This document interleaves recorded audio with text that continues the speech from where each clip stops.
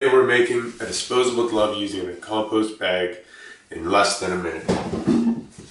I set the timer for 1 minute and we're coming up onto 30 seconds now. Set this down on the bag, hold and press for 10 more seconds. 10 seconds remaining on the counter.